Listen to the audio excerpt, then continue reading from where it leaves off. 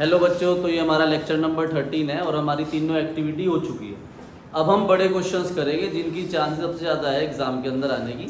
तो आप अपनी बुक का पेज ओपन करो, पेज नंबर 6.137, क्वेश्चन नंबर 43। तो ध्यान से रीड करेंगे और आप लोग मुझे बताओगे कि कौन सी एक्टिविटी का पार्ट है। ठीक है, तो सबसे पहले शेयर कैपिटल है। बताओ कहाँ जाता है शेयर कैपिटल? फाइनेंसिंग एक्टिविटी के अंदर। फिर रिजर्व एंड सरप्लस का नोट नंबर 1 है। तो नेक्स्ट पेज में या क्वेश्चन के नीचे देखो, रिजर्व एंड सरप्लस में आपके पास जनरल रिजर्व गिवन है जो 5000 से 8000 हो गया, और प्रॉफिट एंड लॉस का बैलेंस 41 से 33 हो गया। ठीक है, तो ये प्रॉफिट कम हो रहा है, तो ये क्या है? ये लॉस है। पुरानी बुक में ना क्वेश्चन नंबर 52 है। अब आ जाओ वापस क्वेश्चन में। क्वेश्चन में लॉन्ग टर्म बोरोइंग्स दे रखी है और लॉन्ग टर्म बोरोइंग्स का कोई नोट नहीं है। ठीक है भाई, तो लॉन्ग टर्म बोरोइंग्स कहाँ जाती है? फाइनेंसिंग एक्टिविटी के अंदर। उसके बाद है हमारे पास करंट लाइबिलिटी। करंट लाइबिलिटी में ट्रेड पेबल है, तो ट्रेड पेबल आपका ऑपरेटिंग एक्टिविटी का पार्ट होता है और ये इंक्रीज हो रहा है, तो ये 2000 रुपए आपका cash flow from operating activity के अंदर इंक्रीज इन करंट लाइबिलिटी की हेडिंग में ऐड हो जाएगा। फिर हमारे पास शॉर्ट टर्म प्रोविजन है, उसका नोट नंबर 2 है। तो नोट नंबर 2 में देखो इनकम टैक्स प्रोविजन दे रखा है, और हमने कल ही पढ़ा था ना कि अगर प्रोविजन फॉर टैक्स की करंट ईयर फिगर है, प्रीवियस ईयर फिगर है और नीचे एडिशनल इंफॉर्मेशन में पॉइंट भी है, तो हम इसका क्या बनाते हैं? अकाउंट। तो देखो इसकी एडिशनल इंफॉर्मेशन में पॉइंट नंबर 3 है, तो बनाना प्रोविजन फॉर टैक्स का अकाउंट। प्रोविजन फॉर टैक्स या इनकम टैक्स प्रोविजन का हम वर्किंग नोट बनाएंगे। ओपनिंग बैलेंस इधर लिख देंगे, बाय बैलेंस ब्रॉट डाउन, और क्लोजिंग बैलेंस इधर आ जाएगा, to balance carried down. Provision for tax का ओपनिंग हमारे पास है 20,000 एंड क्लोजिंग इज 17,000। ठीक है, अगर किसी ने कल की वीडियो नहीं देखी है तो वो स्टार्टिंग से देख ले, उसमें प्रोविजन फॉर टैक्स का टॉपिक मैंने कल कराया। अब नीचे इनकम टैक्स पेड गिवन है 15,000, तो पेड इधर आता है, balancing figure sorry to bank account paid हमें गिवन है और अमाउंट हमें दे रखा है 15,000, तो 15,000 रुपीज हमने पेड कर दिया। अब इधर का सम करेंगे, 7 और 5 हो गया 12, 32,000। इधर का सम आया 32,000, इधर भी 32,000 होना चाहिए। तो हमारे पास यहाँ पर by statement of profit and loss से मेड आ गया, तो मेड आया 12,000, तो हमारे पास प्रोविजन फॉर टैक्स मेड आ गया है 12,000।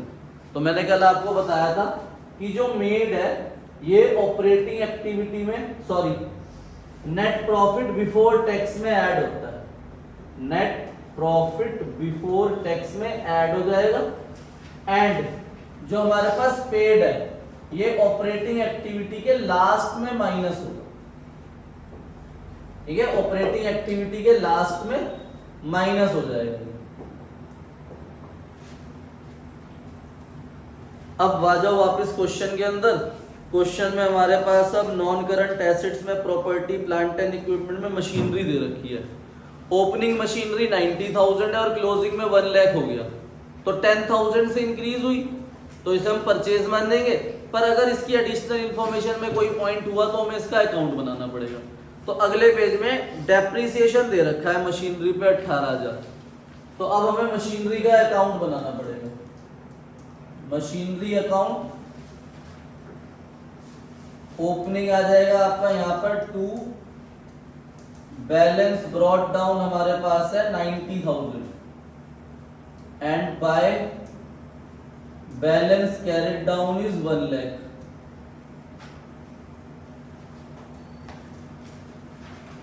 तो ये डेप्रिसिएशन आ जाएगा। बाय डेप्रिसिएशन हमें पहले पॉइंट में 18,000 दे रखा है, तो इधर का सम हो गया 1,18,000, इधर भी होना चाहिए 1,18,000, तो 28,000 से हमारे पास परचेज आ जाएगी to bank account balancing figure purchase. 28,000 से परचेजेज आ गई हमारी, ठीक है भाई, परचेजेज आ गई आपकी 28,000 रुपीज। तो डेप्रिसिएशन आपका कहाँ जाएगा, ऑपरेटिंग एक्टिविटी में ऐड, और जो आपकी परचेजेज है ये इन्वेस्टिंग एक्टिविटी में माइनस होगी, परचेज इन्वेस्टिंग एक्टिविटी में माइनस हो जाती है। तो वापिस आते हैं क्वेश्चन में। अब क्वेश्चन में हमारे पास करंट एसेट में इन्वेंट्री इंक्रीज हो रही है तो ये ऑपरेटिंग में लेस हो जाएगा, ट्रेड रिसीवेबल डिक्रीज हो रहा है तो ये ऑपरेटिंग में ऐड हो जाएंगे, ठीक है भाई। तो इस क्वेश्चन में हमारे पास रिजर्व एंड सरप्लस में जनरल रिजर्व और पीएल, और अभी हमने प्रोविजन फॉर टैक्स का अकाउंट भी बनाया, तो अब हमें प्रोविजन वो नेट प्रॉफिट बिफोर टैक्स निकालना है। तो नेट प्रॉफिट बिफोर टैक्स निकाल लेंगे। एडिशनल इंफॉर्मेशन में एक पॉइंट हो रहा है, सेकंड इंटरेस्ट पेड दे रखा है उसमें, और इंटरेस्ट पेड आपका ऑपरेटिंग में ऐड और फाइनेंसिंग में माइनस होता है। तो अब हम बनाएंगे calculation of net profit before tax, और वहां पर ले लोगे आप transfer to general reserve, difference between PL and provision for tax made आता है यहां पर। इन तीनों को ऐड करो, ट्रांसफर टू जनरल रिजर्व है आपके पास 3,000 रुपीज, डिफरेंस बिटवीन पीएल है जो ये कम हो रहा है, देखो 41 से 33 हो रहा है, तो 8,000 रुपीज माइनस में आएगा। तो डिफरेंस बिटवीन पीएल में माइनस का 8,000 है, and provision for tax made is 12,000। तो 12 और 3 15 माइनस 8 करा, तो 15 माइनस 8 करके हमारे पास 7,000 rupees net profit before tax आ गया। अब फॉर्मेट बनाओ कैश फ्लो स्टेटमेंट का।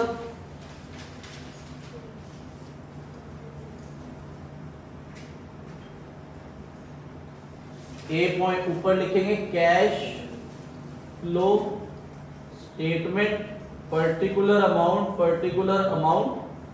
और इसमें ए हेडिंग डालोगे cash flow from operating activity, ठीक है भाई। फुल फॉर्म लिखना आप cash flow from operating activity. तो सबसे पहले नेट प्रॉफिट बिफोर टैक्स आ जाएगा, नेट प्रॉफिट बिफोर टैक्स, और इसलिए हमारे पास 7,000 आया। अब अगली हेडिंग डालेंगे adjustment of non cash and non operating items. Non cash and non operating items लेंगे तो सबसे पहले वर्किंग नोट देखेंगे। तो वर्किंग नोट में एक हमारे पास डेप्रीसिएशन है, तो डेप्रीसिएशन आ जाएगा आपका, depreciation on machine 18,000। Intangible asset question में है नहीं, एक नीचे एडिशनल इंफॉर्मेशन में सेकंड पॉइंट दे रखा है आपका इंटरेस्ट पेड, तो इंटरेस्ट पेड बोरोइंग्स का ऐड हो जाएगा, interest paid on long term borrowings 3,000 rupees add कर देंगे। तो ये हमारा आ जाएगा operating profit before working capital changes 28,000 rupees. इसके आगे आप हेडिंग लिखोगे operating profit before working capital changes,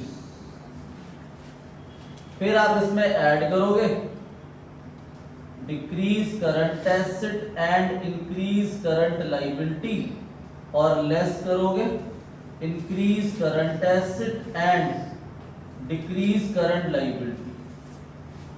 तो हमारे पास ट्रेड पेबल है, ट्रेड पेबल जो है उनकी वैल्यू कम हो रही है, 10,000 से 12,000 हुई है, सॉरी बढ़ रही है, तो ये increase in current liability add हो जाएगा trade payable 2,000, trade payable 2,000 rupees add होगा, ठीक है, इस हेडिंग के अंदर।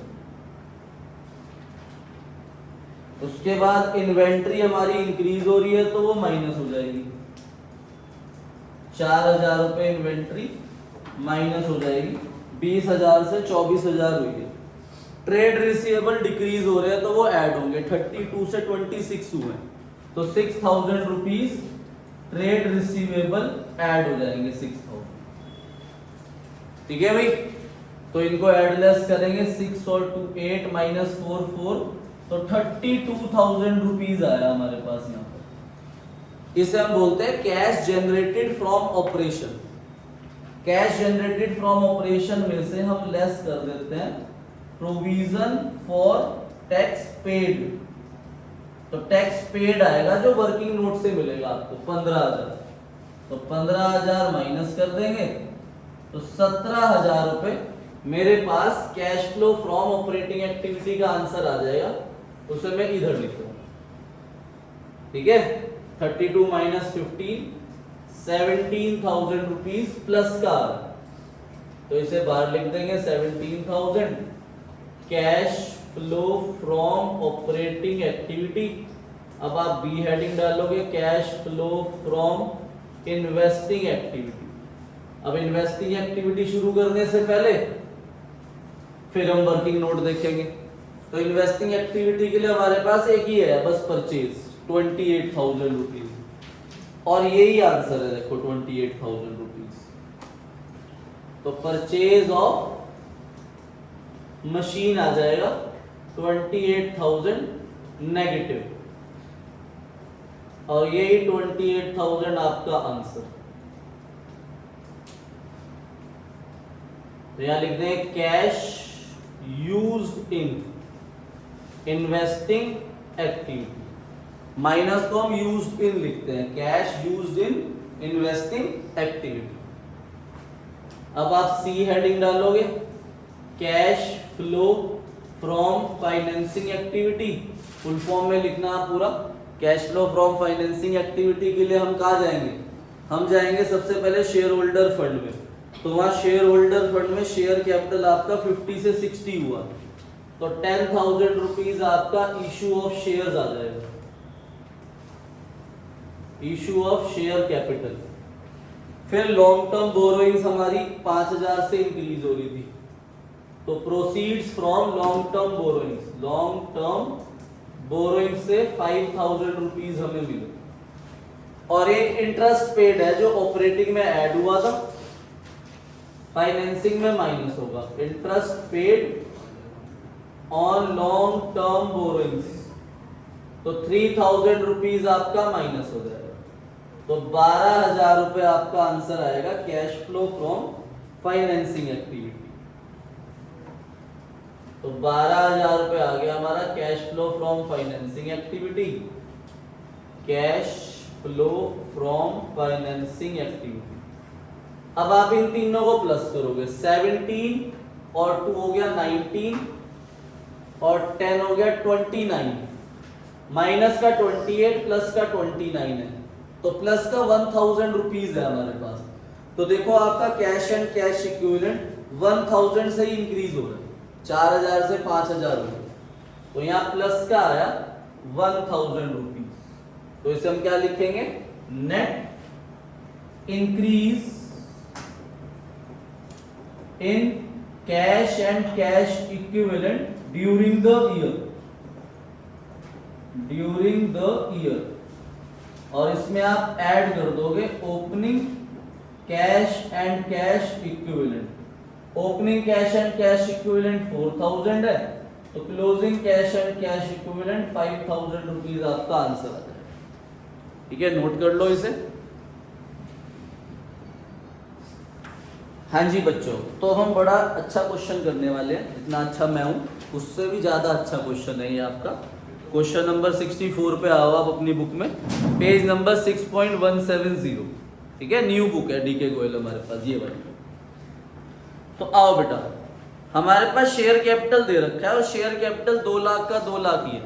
तो आप सबको पता है कि शेयर कैपिटल फाइनेंसिंग एक्टिविटी के अंदर जाता है। फिर रिजर्व एंड सरप्लस का नोट नंबर 1 है, और नोट नंबर 1 अगर हमें गिवन है तो हमें इसकी डिटेल नोट्स में मिलेगी। ठीक है बच्चों, ठीक है। रिजर्व एंड सरप्लस का नोट नंबर 1 है जो, उसमें आपके पास जनरल रिजर्व है। देखो जनरल रिजर्व 0 है ओपनिंग में और क्लोजिंग में 22 हो गया। ठीक है, तो ट्रांसफर टू जनरल रिजर्व हमारा नेट प्रॉफिट बिफोर टैक्स में जाएगा, और प्रॉफिट एंड लॉस का बैलेंस माइनस के 31 से 50 हुआ है। तो बताओ वैभव दुआ जी कितना आएगा? 87,000, वो भी पॉजिटिव का। ठीक है, तो उसके बाद वापस क्वेश्चन में आए करंट लायबिलिटी में ट्रेड पेबल डिक्रीज हो रहे हैं, ऑपरेटिंग एक्टिविटी के अंदर लेस में आएगा decrease in current liability. Short term provision में नोट नंबर 3 है। अब देखो नोट नंबर 3 में आपके पास दो प्रोविजन दे रखे हैं। एक है provision for tax. Provision for tax जो है आपको पता है, अगर नीचे कोई एडिशनल इन्फॉर्मेशन हो तो मैं इसका अकाउंट बनाता हूं। तो नीचे एडिशनल इन्फॉर्मेशन में मेरे पास प्रोविजन फॉर टैक्स का कोई डिटेल नहीं है। तो अब दो चीजें दे रखी है, करंट ईयर, प्रीवियस ईयर। अब बताओ करंट ईयर कहाँ जाएगा? नेट प्रॉफिट बिफोर टैक्स में ऐड, और previous year figure operating activity के लास्ट में माइनस हो जाएगा। अब दूसरा भी दे रखा है प्रोविजन फॉर डाउटफुल डेब्ट्स। अब provision for doubtful debts adjustment of non cash और नॉन ऑपरेटिंग आइटम्स के अंदर आता है। ठीक है, ये 5000 से 4000 हुआ, मतलब प्रोविजन कम हो रहा है, एक्सपेंस कम हो रहा है, तो ये में फायदा हुआ ना, ये इनकम है, तो इनकम यहाँ पर माइनस हो जाएगी। इसका नाम आता है रीट्रांसफर ऑफ एक्सेस प्रोविजन 1000 रुपीज। याद रखना है यार। अब वापस आ जाओ क्वेश्चन में ऊपर, नॉन करंट एसेट में प्रॉपर्टी प्लांट एंड इक्विपमेंट का नोट नंबर 4 है, उसमें लैंड दे रखी है। क्या लैंड पे डेप्रिसिएशन लगता है? नहीं, लैंड एक नॉन डेप्रिशिएबल एसेट है, तो लैंड की वैल्यू 1 लाख से 0 हो गई, तो इसका मतलब ये है कि 1 लाख की सेल करी होगी। और अगर क्वेश्चन नीचे कुछ नहीं बोलेगा तो 1 लाख सेल मान लेंगे, अगर प्रॉफिट दे रखा हुआ तो 1 लाख पे वो प्रॉफिट ऐड करके मान लेंगे। देखो नीचे एडिशनल इन्फॉर्मेशन में पॉइंट नंबर 3 है कि लैंड आपकी 1.5 लाख की सोल्ड हुई, 1 लाख की चीज 1.5 लाख की सोल्ड हुई, तो 50,000 क्या हुआ? Gain on sale of land, और gain on sale of land आपका एडजस्टमेंट ऑफ नॉन कैश और नॉन ऑपरेटिंग आइटम्स के अंदर क्या हो जाता है? माइनस। फिर नॉन करंट इन्वेस्टमेंट पे आ जाओ, ये 10,000 से 2,000 हो गई। सॉरी, अभी नीचे प्लांट एंड मशीनरी भी है और एक्यूमुलेटेड डेट का भी ओपनिंग क्लोजिंग है। अगर इसकी एडिशनल इन्फॉर्मेशन होगी तो हमें इसका अकाउंट बनाना पड़ेगा, और इसमें है नीचे इन्फॉर्मेशन, तो इसका अकाउंट ही बना लेते हैं हम। सबसे पहले प्लांट एंड मशीनरी और एक्यूमुलेटेड डेट का अकाउंट बनाते हैं। Question number 64, plant and machinery account and accumulated depreciation.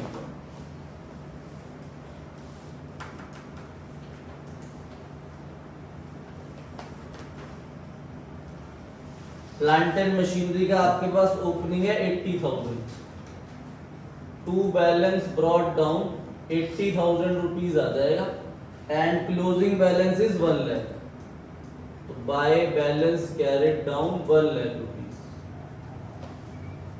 Opening closing हमने लिख दिया। अब एक्यूमुलेटेड डेप्रिसिएशन का ओपनिंग देखो ब्रैकेट में लिखा हुआ है, तो उसे लिखना हमने प्लस में अकाउंट के अंदर, तो बाय बैलेंस ब्रॉट डाउन आपका 40,000 रुपीज आएगा, and to balance carried down आपका 38,000 रुपीज आएगा।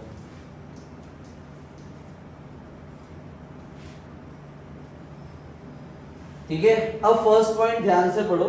अ piece of machinery was sold 8,000, कह रहा है मशीन बेची है 8,000 की, तो हमारे पास पैसे कितने आए? 8,000, तो बाय बैंक लिख देंगे यहाँ 8,000, सीधा सेल वैल्यू दे रखी है 8,000 की सेल करी।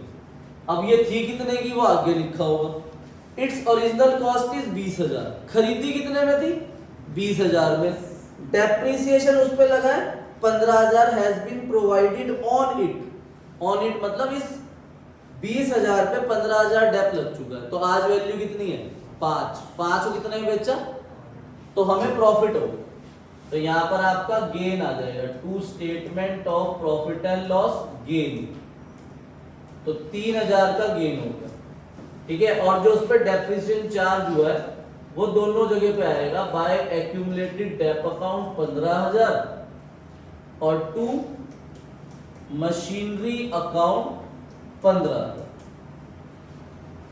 ठीक है, अब इधर का सम हो जाएगा 15 और 8 123, तो 1,23,000 इधर होना चाहिए और इधर भी 1,23,000 होना चाहिए, तो माइनस 83 करा तो 40,000 की हमारे पास टू बैंक अकाउंट से परचेज आ गई बैलेंसिंग फिगर।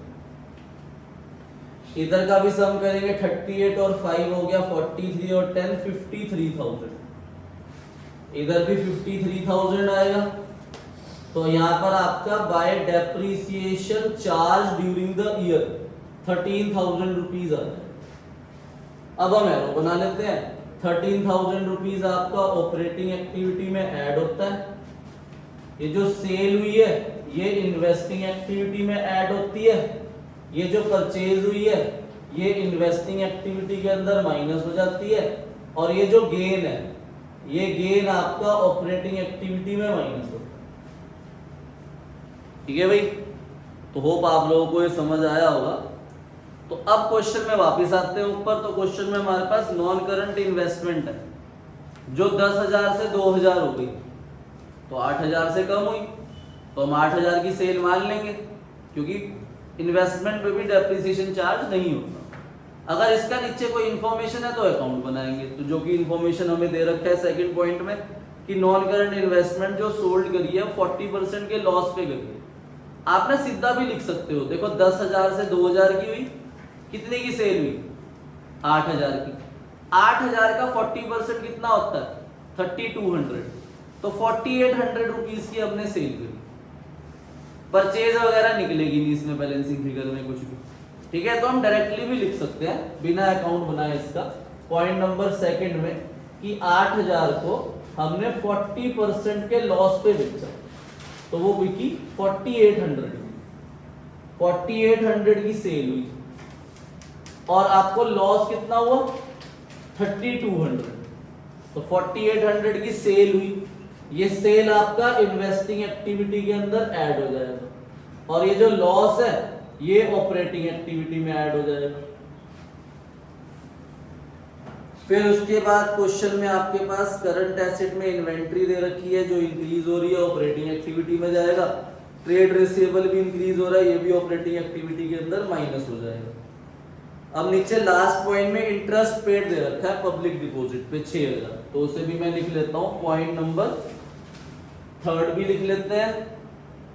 थर्ड के अंदर आपकी जो लैंड है वो सोल्ड हुई है। लैंड आपकी 1 लाख वाली है, वो 1 लाख की जो सोल्ड हुई है वो 1,50,000 में सोल्ड हुई, तो हमें 50,000 रुपीज का क्या हुआ गेन, तो इसे भी लिख लेते हैं। ये 1,50,000 आपका इन्वेस्टिंग एक्टिविटी में ऐड होगा और ये जो गेन है ये ऑपरेटिंग एक्टिविटी के अंदर माइनस हो जाएगा।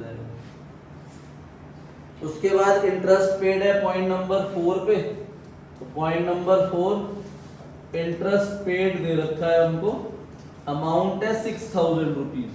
तो ये 6,000 रुपीज आपका दो जगह जाएगा, एक तो ऑपरेटिंग एक्टिविटी में ऐड होगा और फाइनेंसिंग एक्टिविटी के अंदर माइनस होगा।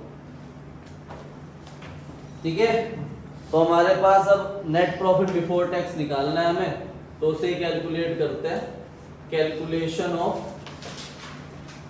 नेट प्रॉफिट बिफोर टैक्स, जिसमें आ जाएगा transfer to general reserve, difference between PL, provision for tax current year.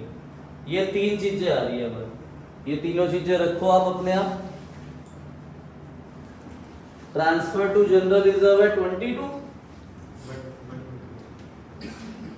नहीं 22,000 ही है, क्या हो गया वैभव दुआ? अच्छा, प्रॉफिट एंड लॉस का बैलेंस 87,000 डिफरेंस, और provision for tax current year हमें दे रखा है 20,000, तो इनका सम कितना हो गया 129, तो 1,29,000 नेट प्रॉफिट बिफोर टैक्स आ गया। अब आप बनाओ कैश फ्लो स्टेटमेंट का फॉर्मेट, तो कैश फ्लो स्टेटमेंट का फॉर्मेट बनाएंगे। ऊपर लिखेंगे हम cash flow statement particulars amount, और इसमें आप ए हेडिंग डालोगे और लिखो cash flow from operating activity. फिर इसमें नेट प्रॉफिट बिफोर टैक्स आ जाएगा आपका वर्किंग नोट से 1,29,000। फिर आप हेडिंग डालोगे adjustment of non cash and non operating items. इसमें अब आप वर्किंग नोट देखोगे तो वर्किंग नोट में आपके पास सबसे पहले तो डेप्रिसिएशन है 13,000 रुपये, ठीक है। गेन है मशीनरी पे 3,000 रुपये, फिर लॉस है इन्वेस्टमेंट पे 3,200, फिर गेन है दोबारा से लैंड पे 50,000 और इंटरेस्ट पेड 6,000। इन सबको लिखो। लिखो सबसे पहले depreciation on plant and machinery, तो depreciation on plant and machinery कितना है 13,000। फिर गेन हुआ था, gain on sale of plant and machinery वो 3,000 हुआ था। फिर हुआ था आपके पास gain on sale of land 50,000 का, गेन माइनस हो जाएगा। फिर लॉस हुआ था आपको, loss on sale of non current investment 3,200 का, ये लॉस प्लस हो जाएगा। फिर इंटरेस्ट पेड था, interest paid on long term borrowings में पब्लिक डिपॉजिट था, तो पब्लिक डिपॉजिट इंटरेस्ट पेड आ जाएगा आपका 6,000 रुपये, ठीक है। अब ये सारी चीजें तो हमें डायरेक्टली मिल गई, पर हम एक चीज भूल जाएंगे, आप लोग भी भूल जाओगे, प्रोविजन फॉर डाउटफुल डेब्ट जो 5,000 से 4,000 हुआ था, तो ये 1,000 भी आपका माइनस होगा और इसे आप लिखोगे रीट्रांसफर ऑफ एक्सेस प्रोविजन। हमने प्रोविजन का जो एक्सेस था उसे वापस रीट्रांसफर करा, तो ये हमारी इनकम होगी, ठीक है। देख लेते हैं एक बार, कुछ रहा तो नहीं। गेन ऑन सेल ले लिया, डेप्रिसिएशन ले लिया, इंटरेस्ट पेड ले लिया, सेल ऑफ लैंड पे जो गेन था 50,000 का वो ले लिया, और लॉस था आपका 3,200, ये क्या कर दिया ऐड। तो इसे ऐड लेस करके बताओ कितना आता है। तो यहां पर आया हमारा आंसर 97,200। इसे आप लिखोगे operating profit before working capital changes, operating profit before working capital changes. अब आप इसी के नीचे यहां पर ऐड करोगे, add decrease in current asset and increase in current liability, और फिर लेस कर दोगे increase in current asset and decrease in current liability. फिर जो आएगा उसमें से आप लेस करोगे provision for tax previous year, तो आपके पास कैश फ्लो फ्रॉम ऑपरेटिंग का आंसर आ जाएगा। तो अब करंट एसेट्स करंट लायबिलिटी देखते हैं। ट्रेड पेबल 46 से 44 हुए, तो ये आपके ट्रेड पेबल यहाँ पर माइनस हो जाएंगे। ट्रेड पेबल 2,000 रुपये माइनस हो जाएगा। फिर हमारे पास है इन्वेंट्री जो इंक्रीज हो रही है, तो वो भी माइनस हो जाएगी। इन्वेंट्री 60 से 2 लाख हुई है, तो 1,40,000 आपकी इन्वेंट्री भी माइनस हो जाएगी। ट्रेड रिसीवेबल भी इंक्रीज हो रहे हैं, 56,000 से 121 हो गए, 121 माइनस 56 करा तो 65,000 रुपीज आपका ट्रेड रिसीवेबल भी माइनस हो जाएगा 65,000। फिर 97,200 में से इन्हें माइनस करेंगे, तो जो भी आएगा उसमें से हम provision for tax previous year जो कि हमारे पास है 25,000 रुपये, वो माइनस कर देंगे। तो हमारे पास कैश फ्लो फ्रॉम ऑपरेटिंग का आंसर आना चाहिए, ठीक है। तो यहाँ पर आया आपका 109800 माइनस का आया। अब इसी में 25,000 माइनस माइनस ऐड हो जाएगा, तो माइनस का आएगा 134,800। तो cash used in investing activity आ गया आपका माइनस का 134,800 cash used in investing activity, operating cash used in operating activity. अब आप बी हेडिंग डालोगे, cash flow from investing activity, full form लिखना। अब इन्वेस्टिंग शुरू करने से पहले फिर हम वर्किंग नोट्स देखेंगे। तो वर्किंग नोट में एक तो हमने सेल करी है प्लांट एंड मशीनरी 8,000, परचेज करी है प्लांट एंड मशीनरी 40,000, सेल करी थी हमने इन्वेस्टमेंट 4800 की प्लस, सेल करी थी हमने लैंड 1.5 लाख की प्लस। तो ये सारी चीजें जाएंगी सेल और परचेज। तो हमने सेल करी सबसे पहले, sale of plant and machinery 8000 की, फिर परचेज करी हमने, purchase of plant and machinery 40,000 minus, फिर हमने सेल करी, sale of non current investment 4800 plus, फिर हमने सेल करी सेल ऑफ लैंड 1,50,000 रुपये प्लस। उसके अलावा और कोई एसेट क्वेश्चन के अंदर है नहीं जो सेल परचेज हो, तो ये आपका प्लस का आंसर आ जाना चाहिए 122,800, 150 प्लस 12,800, तो 162,800 हो गया, 1,50,000 प्लस 12,800 माइनस 40, तो 1,22,800 हमारा cash flow from investing activity आ गया, cash flow from investing activity. अब इसी के नीचे आप बनाओगे cash flow from financing activity, ठीक है भाई। तो आप सी हेडिंग डालोगे, cash flow from financing activity.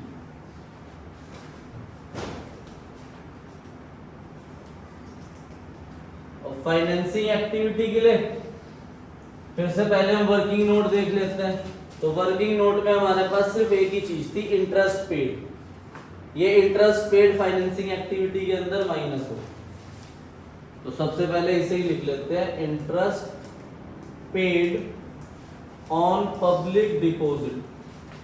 कितना interest paid on public deposit? 6,000, ये माइनस हो जाएगा। अब देखो आपके पास शेयर कैपिटल है, शेयर कैपिटल की वैल्यू चेंज ही नहीं हो रही, तो वो आएगा नहीं। फिर हमारे पास लॉन्ग टर्म बोरिंग्स है, उसमें नोट नंबर 2 है पब्लिक डिपॉजिट, वो 25,000 रुपये आ गया आपके पास, प्रोसीड्स फ्रॉम पब्लिक डिपॉजिट 25,000, ठीक है। तो 19,000 आपका प्लस में आ गया cash flow from financing activity, cash flow from financing activity. अब हम इन तीनों का सम करेंगे।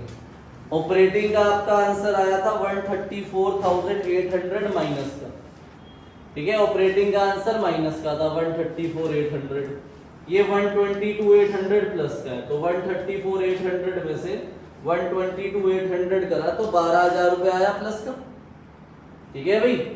इसमें से माइनस करेंगे, सॉरी 12,000 रुपये नेगेटिव आएगा। 134,800 है माइनस 122,800 का, तो 12,000 हमारे पास माइनस का आया और प्लस का हमारे पास 19,000 है, ठीक है भाई।